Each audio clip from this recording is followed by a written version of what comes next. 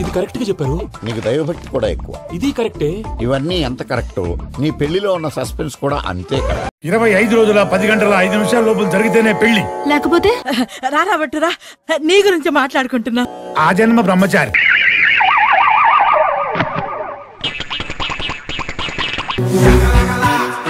ఏంటికన్నా పెళ్ళెప్పుడు? భగవంతుడా, అదే ప్రశ్న.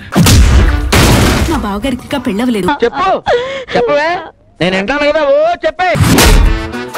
ఏంటి అన్నకు పెళ్ళవలేదా? ఇంకా పెళ్ళవలేదా? నీ పెళ్ళిళ్ళు జరగాలిరా నాయన, మీరు రేగి వెళ్ళాలిరా.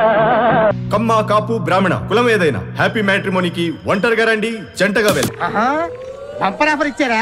నీకప్పుడే పెళ్ళా? పాలి వివాహం అంటారా? పాలి వివాహం. మీ గురుగారేం లేత కాదు బాబు, ఆయన ముదిరే. ఏడ్చాడు వెధవ. ఆ వెధవ పొట్టేసుకొని వాడి మొహానికి ప్రేమ ఒకట తప్పాల మొహం వాడు.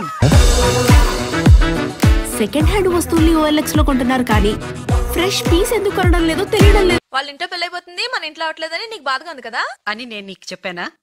ఏమో నాకంతే. అన్ని ఎలా తెలిసిపోతే ఎంత.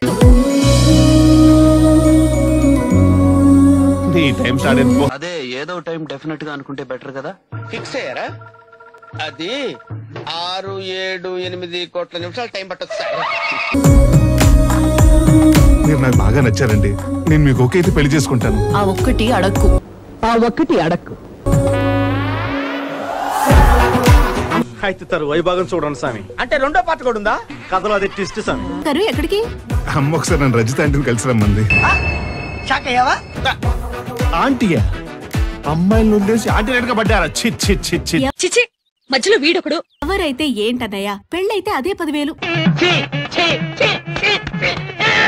అమ్మని అమ్మ మన యాంగిల్లో ఆలోచించలేదేంటి? ఇండైరెక్ట్ గా వీళ్ళకేదో చెప్పాను, అర్థం చేసుకోలేకపోయారు. తెంగరు నువ్వు పెళ్ళన్నది తల్లితో కాదా, పిల్లతోనా? కొట్టు.